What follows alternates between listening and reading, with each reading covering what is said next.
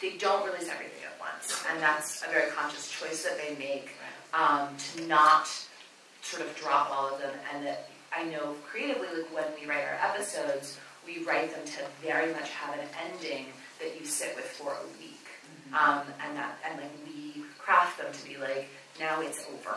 Like, you know, and it's not like it's done, that it's boring, but like that you feel satisfied. That your immediate impulse doesn't have to be like, that was only really half a story. Like that, you know, about the middle of something. Do you know why that was Hulu's conscious decision? I don't. I have no idea sort of what the Hulu higher ups just thought about it. Just to not be Netflix. Yeah, but I do know that they were very clear with us when they said, so here's how we do TV. Like one of the things we do is we don't do we don't do binging, we don't do 10-episode drops, and it has certainly influenced our process as we crafted our episodes to think about it in a different way. Bonnie, I was at DreamWorks when Awesomeness started, and kind of spent a lot of time with Brian, and that's when Brian had a very clear idea what he wanted it to be, but then Jeffrey had his ideas, and we were trying to figure all of that out. But it was fascinating to me to watch the millennials just flock to it and become such loyal followers. And I think to some degree Super Deluxe has had the same kinds of experience with a really strong millennial following, and I think streaming has encouraged that, because there are, not that you're niche, but there are a lot of niche streaming platforms. I read about one the other day that's just all going to be fitness. You can get yoga or this or that. It's going to be a streaming platform devoted to fitness. We've got streaming for comedy. We've got, streaming for... I'm sorry? Anime. For anime. So it does allow you to say, if this is what you like, I'm going to dish it up.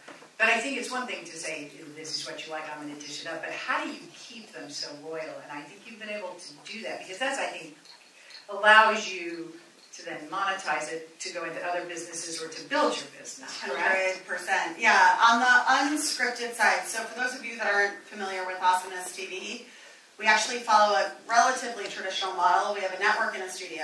The studio does scripted and unscripted series and films that go to Netflix, Hulu, Amazon, everything we're talking about.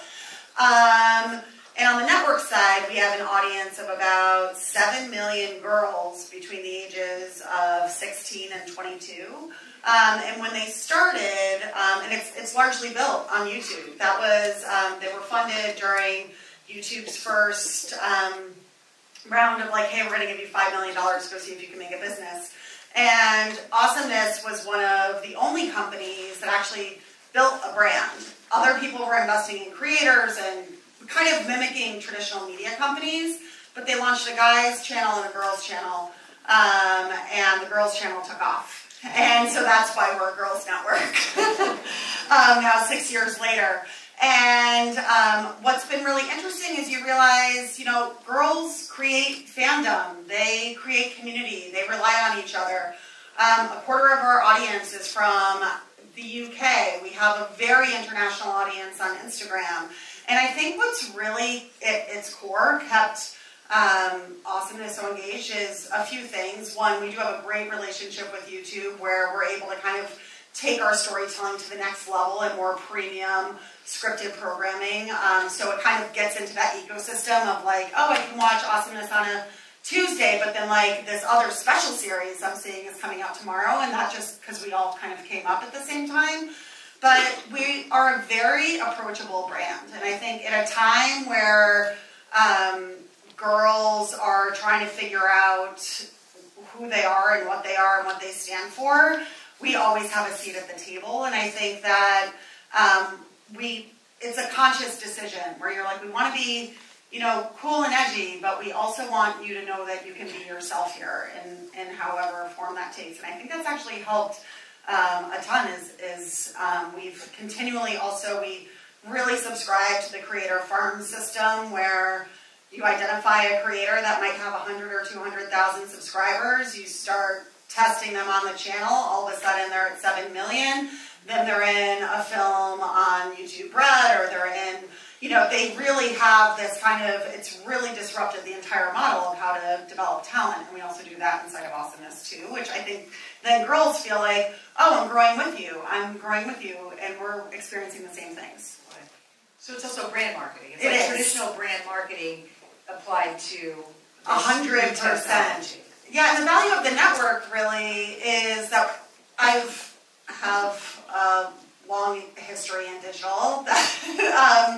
But what's really fascinating is we really can move audience. And I think I've been a lot of places where it's like, oh yeah, pick up the show and we'll move audience. Like, Awesomeness really has that loyalty to move audience. And I think that is, that's a really unique part of our proposition. Super Deluxe is newer, but like Awesomeness, like the OG of this. And I feel like, the president of Super Deluxe, my boss, was, very good friends with Brian and worked together for a while. I think at one point he was on the board. I don't know, but anyway, very early on. And so, I think we took a lot from that, and because they're so successful at what they do. Super Deluxe is very different and specific and sort of the audience and the tone of what we are, but it's structured in a similar way. So we have a network that is digital content online where we build our audience. We have about 5 million subscribers now. Our audience is 50-50 male-female, primarily 18 to 30, and we reach 150 million a month. So, they continue to grow that side of things. And then we also have the studio side that is also trying to sell to all the different outlets. And I think you're exactly right. The first thing that was on our mind is how do we build a brand? How do we build a point of view? How do we provide something that's different from what's out there in digital? Like for us, also BuzzFeed is, obviously huge on the digital side. And we looked at BuzzFeed and we said, okay, if they are ABC, NBC, CBS, trying to cover the broadest possible swath of people, how can we be HBO, FX, sort of the more specific, a more specific audience and taste level, and kind of developed into this smart weirdos, culturally relevant, trying to put content out there that is going to get people talking. And they've done an amazing job on the channel side, which then hand in hand from the studio side, we're able to sort of leverage by, sometimes pulling talent from that side, then also kind of leaning into the, discovering new voices and doing something that's a little bit outside of the mainstream is basically kind of what we built the Super Deluxe brand around. And then people start to know that, and we've had people tweet things on Twitter, to tweet on Twitter, people tweet things, sort of videos that then come back to us and like, oh, well, what are you doing on the TV side? How do we work together? So, I think the brand part of it is really, really important because people want a shorthand and know what to expect. And then it's also about building fan bases. It's not just views anymore. Nobody really cares about views anymore because I think we're developed enough in the cycle where people realize if people watch for 5 seconds, it didn't stick in your head. So the one thing that Super Deluxe in particular on the channel side is really focused on is engagement, making sure people are watching things all the way through by engaging the audience. We have this very robust Facebook Live that's sort of the top team of Facebook Live that's doing these. One of our biggest streams was tortoise versus a hare, and they put a tortoise and a hare in this thing, and they just live streamed it, and they're like, who's going to win, the tortoise or the hare? So just doing a lot of creative things like that to be able to, get people talking, get people watching, and engaging. People were, commenting and liking and sharing. I think it was the tortoise. The tortoise was. So, Vinny, on that, some of you, if you followed, it was hard not to, but if you followed the 2016 presidential election, I first became aware of Super Deluxe because you got a lot of attention during that election for, I don't know if you want to call them mashups, but they were mashups of the, what? Supercuts. Supercuts of the political candidates, and I'd actually read an article in the Washington Post that had given Super Deluxe a lot of credit for creating these really, and it's exactly how you described it. It's I would say, well, Super Deluxe is over their comedy, but it was smart and kind of cutting edge and interesting. And when I was doing my research for today, I read an article in the UK Guardian. I don't know if you saw this, and they described Super Deluxe, and here's where the quote starts. A community of creative weirdos responsible for some of the strongest viral hits and video series on the web. which I thought was a great compliment. I'll be a creative weirdo any day. I love it. I love all the people who I work with. I think it trickles down from the people who are there. You know, we all are weird in some way or another, you know. So, but you mentioned, and I also read that you are, there also is the side that's, you know, I think you have a show going on Facebook Watch and maybe something on Sundance Now, or you've got shows that are now going out, so you're expanding beyond that short form into the long form.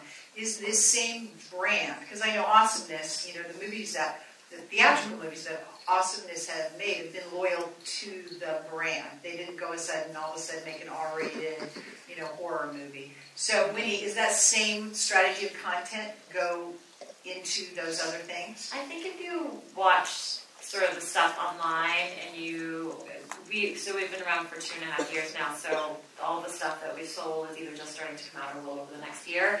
And I think some people even within the company are a little confused, but what I like to say is sort of the bridge between the two is that we really like to lift up and give a platform, elevate and give a platform to underrepresented voices, and helping them to, you know, find their audience no matter what the platform is, whether it's online, whether it's on a streaming platform, whether it's in cable.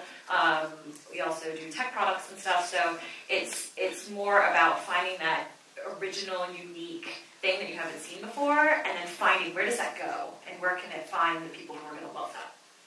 So, talk about the workplace environment and how you treat women and calling people accountable for their actions, men in particular.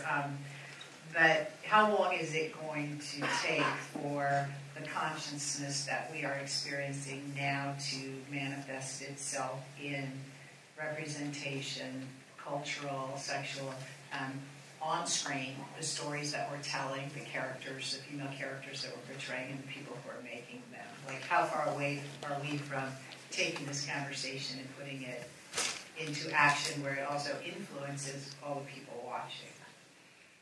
I unfortunately think we're a long way away. I wish we were closer. I'm very sure you were going to say that, and I'm very steady. I mean, I think every day, at least for me, I remind myself that I live in a very liberal coastal area whose views are just not as progressive as what we're all used to. My kids are half Asian. They speak Mandarin. Like, it's in my house every day. And I'm like, yeah, not everybody is okay with even this, you know? And so we actually tried a series at Awesomeness. I don't know if you guys know the base god, Little B. But he's all about positivity, and he's all about just like really hits with our demo. We did all this research and crossover, and at the end of the day, you're like, wow, really, people don't want to watch Little B across the world right now in a 15-minute series because his numbers should have been like off the charts, and they weren't. And it's just one of those things where you're like, wow, okay, this felt like safe progressive, but it still was too crazy. And so I think we still have a long way to go, unfortunately. I think this business revolves again around passion and what you connect to, and until there's more diversity in the decision makers, it's going to be a hard push forward.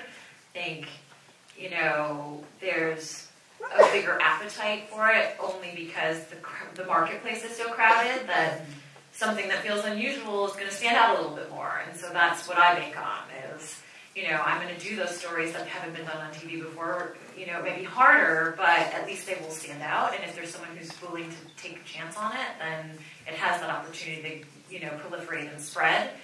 And, you know, I remember I had this meeting with, you know, a diversity person within an agency, and she said, like, you know, I can't go to people and tell them diversity is important. It's a good thing to do. It's good for the world. What she did was prove to the agency that, hey, the networks booked 45% diverse actors this year on the networks, and we only have 40%, which means we are losing $10 million worth of revenue because we are not diverse enough. So you turn it into a business. You turn it into a money thing until people believe that diverse content can make money. Things like Black Panther, you know, she has a presentation and she takes it around to all these huge companies to be like, yeah, fresh off the boat, like, 50% of that audience is white. People don't care anymore. They are looking for interesting stories. They don't need, there's plenty of stories of white people on screen, just because it's diverse doesn't mean you're cutting out the rest of the audience. Right. There's been a lot, it feels like even more lately, because I think a couple of studies have been released about equal pay. And there was just a big article in the New York Times about the gender gap and talking about, we've heard this before, but I think in the light of Me Too and Time's Up, it's getting even more attention as it pertains to our industry, and that it obviously exists, that women are being paid less, and into that having children slows you down financially. I don't know who on this platform has children, I know, okay, so I'd love to hear your thoughts on that. One, in your personal experiences at your companies, do you feel valued and paid appropriate to what you're doing and appropriate to the men in your arena? And we had a lot of students asking questions about life-work balance and raising kids, and how do you do all of this? Bonnie, let's start with you. The equal pay is tough because you really don't have a sense of what, or at least I never did, a sense of what my colleagues were making. I did have one role where I was managing a man that made more than me. And there was it was never addressed. But I think in terms of equal pay, it's tough. There's also, a couple of years ago, there was this whole, I don't know if you guys remember, the Clymer case of that happening a few years ago, where there was this whole story around women do the back office housework. Right. And I think that, to really hit that home, that 100% is true, that you're, organizing things, it's just the kind of maternal, stereotypical maternal nature of a woman in the office. It happens. You wind up picking up all the toys off the ground and putting them where they should belong, and people don't even know you're doing it.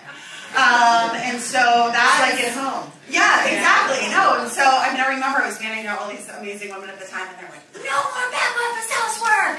Let's go have a sit-in." And you're like, that might be a little too progressive.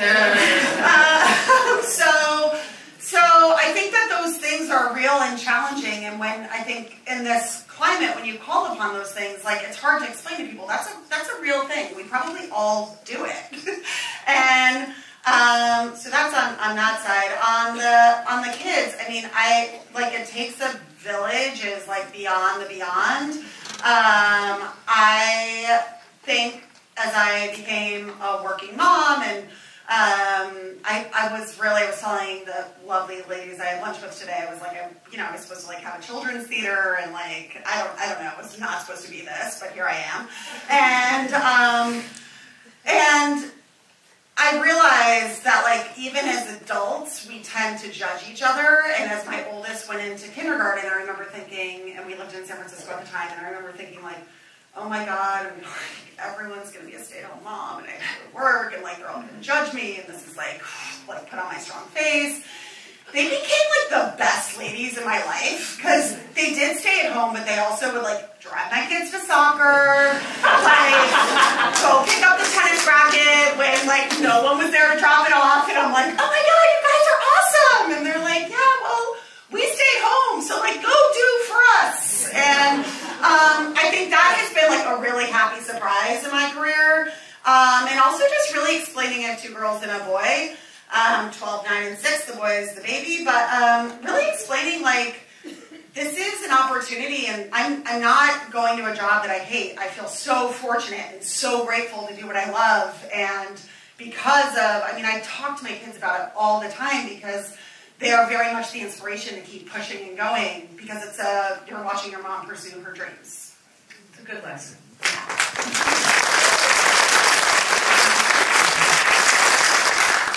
In the equal pay thing, I have this discomfort of talking about money. I just really don't like it, even when we're making deals and the lawyers ask me, like, oh, is that nice? I want to know. Or agents call me, I'm like, just call the lawyer, I don't know.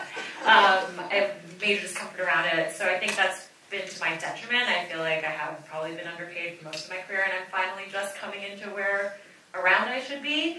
I did go to this workshop once that was amazing. That was thrown by this entertainment lawyer, and she had basically women from all different backgrounds. Some were editors, some worked at studios, some worked in TV, some worked in film, independent companies, studios, whatever.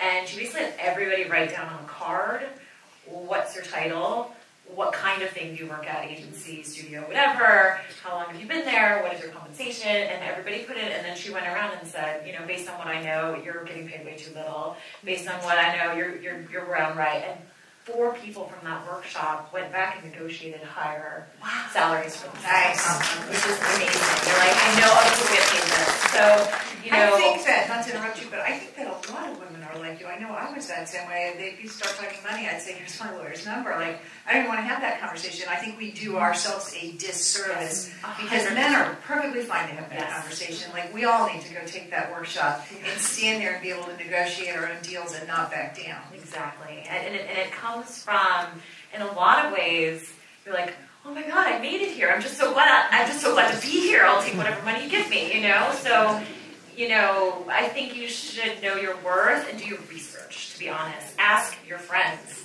you don't have to ask people you don't know, but like if you have people who are around you who are making a certain, if you're not sure, ask for help. And don't be afraid to do that.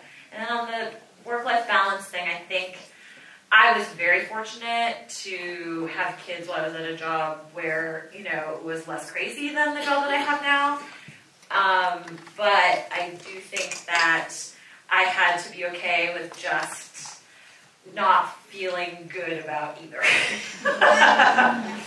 So, like, if you're at work for something at night, then you're not at home putting your kids to bed, Or if you're going to their preschool, whatever, you're not at work and you had to move that meeting. So, like, it all gets done. You just get better at prioritizing. And, again, you have to ask for help if you need it. And, there's always that nagging voice in the back of your mind that's like, well, I could be doing better at this or that or whatever, but you just have to push it away and say, I'm doing the best that I can, and look at the results and not what you could have done, but if you did a great job, then you're like, that's great.